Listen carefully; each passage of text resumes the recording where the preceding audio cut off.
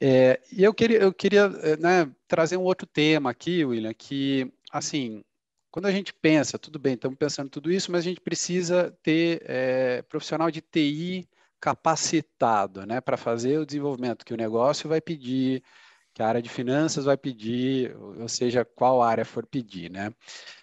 A gente sabe que para treinar um profissional de TI, a gente leva muito tempo, né? Programação, precisa estudar, precisa se dedicar. Às vezes a empresa não quer ou não tem essa disponibilidade de fazer isso e acaba caindo num dilema, né?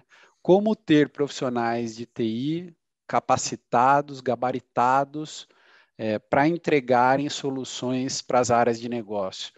Estamos falando aqui de um apagão de talentos, talvez, hoje. A gente tem ouvido um pouco dessa expressão, né? Já falamos aqui em outros episódios também. Vamos aprofundar futuramente. Como resolver o problema de um profissional de TI capacitado para entregar as soluções que a área de negócio pede? É, esse realmente é um problema, né? O que eu vejo, assim, quais são as minhas opiniões a esse respeito? Realmente, eu acho que a gente vive um apagão de profissionais de tecnologia, né?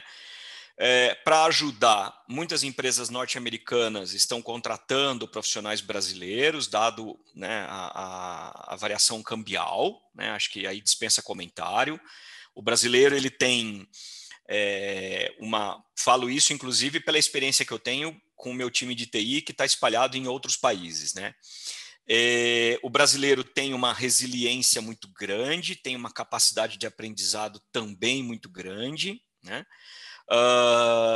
Os métodos ágeis facilitam a contratação de mão de obra no regime home office. Então, com tudo isso, nos tornamos baratos, né? Porque você tem uma empresa americana ofertando a $1 a 5,50 ou algo assim, né?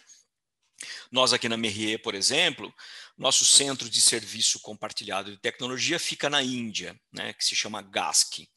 Mas há uma discussão nesse exato momento se nós não devemos ter um centro de serviço no Brasil, né? Para essa decisão estar sendo colocada na mesa para discutir, é porque a conta fecha. Esse é o primeiro ponto, né? Se a conta não fecha, ninguém vai discutir isso, né? Mas a conta fecha, mesmo com todas as questões trabalhistas, mesmo com todos os impostos que nós temos no Brasil, ainda vale a pena contratar profissionais freelancers aqui no Brasil para pagamento através de moeda estrangeira. Então, esse é o primeiro elemento da corrente que eu coloco baseado nessa pergunta. O segundo ponto é que o desenvolvimento de software se tornou cada vez mais sofisticado, né? E está mais difícil, né?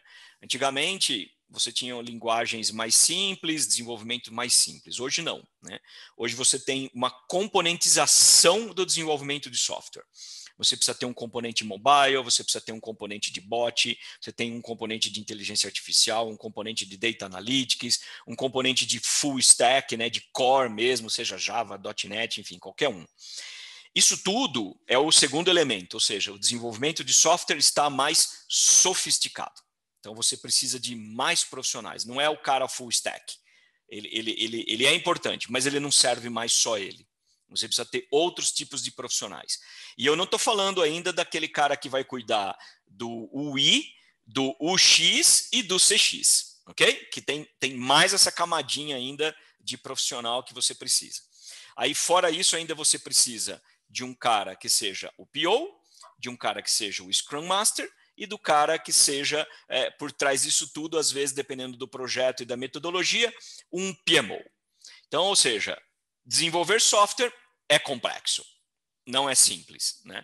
Esse é o segundo elo da nossa corrente. Quando você tem esses dois pontos colocados, eu vejo uma onda começando na internet através de busca de ferramentas de low code, né? Achei esse um ponto importante que deveria estar, pelo menos, no radar da maioria dos CIOs. Por quê? Porque uma ferramenta de low code, ela permitirá que você consiga desenvolver soluções relativamente sofisticadas dentro de um leque de soluções tecnológicas grandes, ou seja, de várias linguagens, de várias plataformas, mobile, web, bot e por aí afora, com um requisito tecnológico médio-baixo e não médio-alto, como o mercado exige quando você vai contratar. Nós aqui na MRE estamos usando uma ferramenta de low code, né? O nome dessa ferramenta se chama GeneXus, é uma ferramenta uruguaia, está muito bem posicionada no quadrante do Gartner para efeito de ferramentas de low code, né? O que é importante para legitimar a ferramenta junto ao time de TI da MRE, da qual eu faço parte. Então, nós estamos conseguindo avançar a passos largos rumo ao desenvolvimento de software usando ferramentas de low code. Um exemplo, nós desenvolvemos aproximadamente 14 aplicações durante a pandemia com 2 desenvolvedores, ok? Então, isso dá uma ideia da capacidade que a ferramenta tem de desenvolver soluções específicas, verticais, digitalizadas. Então, lançar mão de testes de low code é algo que a gente não deve deixar de fazer, né? Aqui a gente, inclusive, começou uma discussão com o time global sobre como e quando devemos expandir o uso de low code para outros países da MRE. Nós estamos usando na América do Sul como um todo, em soluções que estão em uso no Brasil, Chile, Peru e Colômbia, e desenvolvemos um aplicativo durante o Covid para análise dos funcionários durante a pandemia, que está sendo usado em todos esses países da América do Sul, mais Estados Unidos, e se não me falha a memória, Israel, mas eu não tenho certeza. E a nossa expectativa agora é como a gente faz para fazer um rollout de low code para outros países, né? Então, low code é um negócio que o CIO precisa ter no seu radar e precisa começar a testar. Fantástico saber disso, William. E o low code, ele viabiliza que um profissional que não tem histórico de TI venha programar, vamos falar assim, alguém de negócio, alguém do marketing, isso é viável ou não? Ele viabiliza, Thiago, assim, ele tem, digamos que, dependendo da complexidade da aplicação, um profissional de negócio treinado dentro de uma ferramenta de low code, ele vai até um determinado ponto, tá ok? Daquele ponto em diante, dependendo da complexidade da solução que você vai desenvolver, você vai precisar de um profissional da mesma ferramenta de low code, mas que ele tenha um conhecimento um pouco maior, como, por exemplo, o cara de negócio, ele vai ter uma dificuldade, por exemplo, para fazer uma conexão via web service, ok? Porque por si só o tema é um pouco mais complexo.